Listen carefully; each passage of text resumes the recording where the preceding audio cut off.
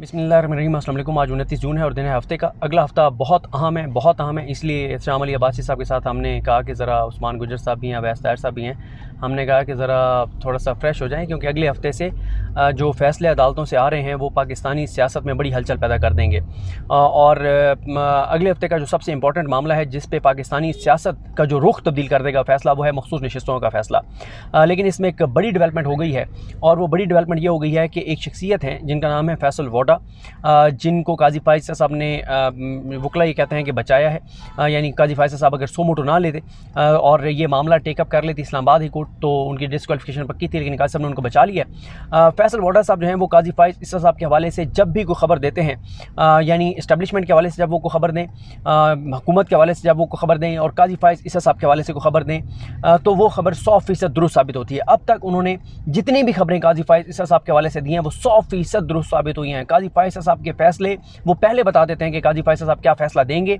अब पता नहीं वो जो फ़ैसला बताते हैं वो उनकी एक लीगल सेंस इतनी ज़बरदस्त है कि उन्हें पता चल जाता है कि कानूनी तौर पे मुमकिन क्या फ़ैसला आएगा, या वो कोई उनके पास कोई ऐसा आप कहें कि कोई ऐसा कुछ भी कहें, मैं उस तरफ चले नहीं जाता, लेकिन वो बहरहाल मुख्तसर ये है कि काजी साहब के हवाले से जो वो बताते हैं वही होता है। जैसे उन्होंने कहा था कि बल्ला छीन लेंगे, ये कर देंगे, वो कर देंगे, जो कहा उन्होंने वही हुआ। अब फैसल वोडा साहब ने पहले बता दिया कि काजी फ़ाइज़ साहब जो हैं उनकी अदालत से पीटीआई को बहुत मायूसी होने जा रही है और उनको मखसूस नशिस्तें नहीं मिलेंगी। शहजाद इकबाल साहब के प्रोग्राम में उन्होंने कहा। अब मसला ये है कि जुमेरात की जो समाअत थी उसके बाद हमारे दोस्त सीनियर सहाफ़ी हसनात मलिक साहब ने ये कहा कि काजी फ़ाइज़ साहब के पास जुमेरात को अक्सरियत नहीं थी।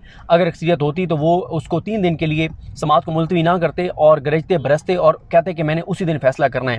अब काजी फ़ाइज़ साहब जो हैं उन्होंने जब सोमवार तक ये मुलतवी की, तो उस वक्त ही हसनात मलिक साहब ने भी कहा, बहुत से लोग ये बातें करने लग गए कि अब छुट्टियों में कोशिश की जाएगी जजेस को कायल करने की। अब कायल करने के मुख्तलिफ़ तरीके होते हैं। अब आपको पता है पाकिस्तान में कायल करने के कौन कौन से तरीके राइज हैं। आप यानी हमारी वीडियोस पाकिस्तानी सुनते हैं या ओवरसीज़ पाकिस्तानी भी सुनते हैं, तो पाकिस्तान के बारे में हमसे ज़्यादा कंसर्न है और वो पाकिस्तान के बारे में जानते हैं कि यहाँ पे क्या हो रहा है। तो बहरहाल ये कहा गया कि काजी साहब जो है वो जो जजेस हैं उनको कायल करने की कोशिश करेंगे।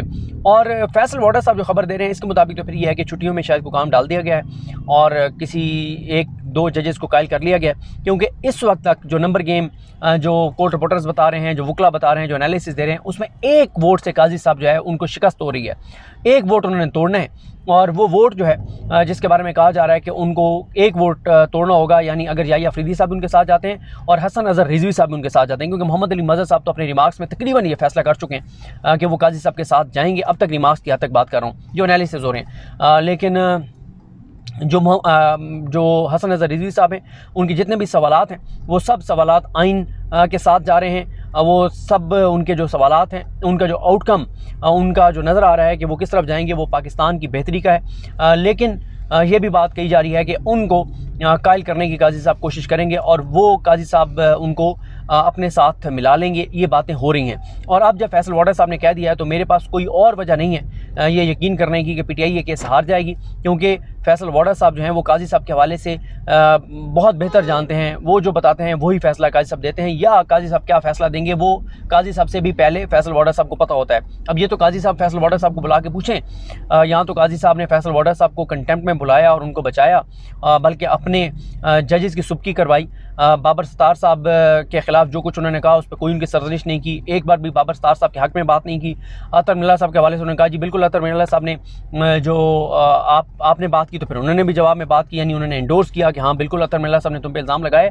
तो ये बड़ी इंपॉर्टेंट चीज़ है। अब एक और चीज़ भी देखी जा रही है। कल मेरी एक मीडिया के सीनियर हमारे दोस्त हैं, उनसे मेरी बात हो रही थी। मैंने कहा जी हम तो ज़ाहिर है बतौर कोर्ट रिपोर्टर या डिजिटल मीडिया पे आप काम कर रहे हैं, क्योंकि आजकल वो जिस तरह से इमरान खान के बारे में कहा जाता था ना कि इसके नाम के ऊपर क्रॉस है, और पीटीआई के लोगों के बारे में कहा जाता था कि इनको इलेक्शन नहीं लड़ने दिया जाएगा और इनके नाम के ऊपर क्रॉस है, या ये इलेक्शन लड़ेंगे भी तो उनको जीतने नहीं दिया जाएगा, और ये सारी चीज़ें हैं। तो मीडिया में भी 10-12 ऐसे नाम हैं जिनके नाम के ऊपर क्रॉस है, और मीडिया को उनके नाम गए हुए हैं कि ना तो इनको नौकरियां देनी है, ना इनको टीवी पे बुलाना है। तो हम उन 10-12 लोगों में शामिल हैं। बल्कि एहतशाम भाई की भी जॉब उसी वक्त गई थी जब इन्होंने अडयाला जेल से इमरान खान साहब को रिपोर्ट किया था और बताया था कि इमरान खान कैसे आए, और वो इनका बड़ा एक एक मशहूर इंटरव्यू है siyaset.pk वाला।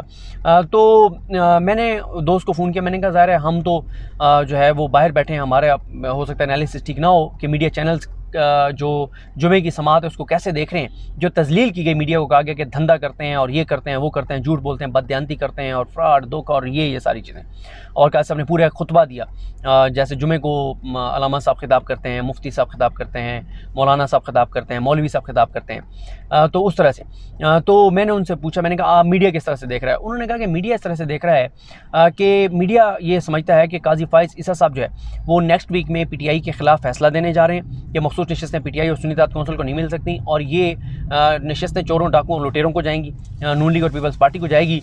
तो वो कहते हैं कि काजी फ़ाइज़ ईसा साहब ने मीडिया को बुलाकर जो मीडिया को थ्रेट किया है और जो उनको नोटिस किए हैं, शोकॉज़ नोटिस किए हैं, इसकी वजह यह है कि जब काजी फ़ाइज़ ईसा साहब अगले हफ्ते PTI को मखसूस नशस्तें और सुन्नी इत्तेहाद कौंसिल को नहीं देंगे और चोरों, डाकुओं, लुटेरों को देंगे, तो काजी साहब ने पहले ही मीडिया को इतना डरा दिया, थ्रेट कर दिया है कि मीडिया के लिए अब मुमकिन नहीं है कि मीडिया जो है वो अगले हफ्ते प्रोग्राम्स इस पर करे और तनकीद करे काजी साहब पर। इतना सख्त काजी साहब ने उनको थ्रेट कर दिया, डरा दिया मीडिया को कि मीडिया के लिए अब मुमकिन नहीं होगा कि मीडिया जो है वो काजी फ़ाइज़ साहब पे तनकीद करे। तो मीडिया ये समझता है कि ये अगले हफ्ते की पेशबंदी की गई है पहले ही, ताकि मीडिया को इतना डरा दिया जाए कि उनके प्रोग्राम्स, और बार बार जो काजी साहब का फोकस था लाइव प्रेस कॉन्फ्रेंसेस, यानी काजी साहब को पता है कि जो फैसल वाडा साहब बता रहे हैं कि अगले हफ्ते उन्होंने नून लीग और पीपल्स पार्टी को नशस्तें देनी है, और क्योंकि इसमें बराह रास्त मफादात का टकराव है, कन्फ्लिक्ट ऑफ इंटरेस्ट है काजी फ़ाइज़ साहब का, क्योंकि नून लीग ये बता चुकी है कि हम जल्द अज जल्द काजी फ़ाइज़ साहब को एक्सटेंशन देना चाहते हैं। नून लीग असल में जितने भी नून लीग को पता है कि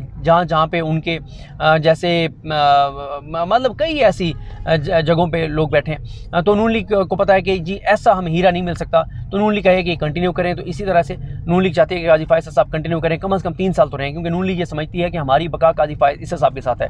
नून लीग ये समझती है कि काजी फ़ाइज़ ईसा जिस दिन गए उस दिन ये निज़ाम गिर जाएगा, उस दिन नून लीग गिर जाएगी। ज़ाहिर है काजी फ़ाइज़ साहब जैसा चीफ जस्टिस कहाँ मिलेगा जो 8 फरवरी के इंतखाबात से पहले PTI को लेवल प्लेइंग फील्ड ना दे, बल्ले का निशान छीने, जो PTI की पिटिशंस ना लगाए, जो इमरान खान की पिटिशंस ना लगाए, इमरान खान की गिरफ्तारियों और फैसलों पे कोई एक्शन ना ले, 2-2, 3-3 दिनों में इमरान खान के केसेस कंक्लूड हों और 3-4 दिन में 3 सज़ाएँ हों, और मतलब वो टोटल सज़ाएँ मिलाएँ तो वो 50-55 साल की सज़ाएँ हैं जो इमरान खान को हुई, ये सारी चीज़ें हुई।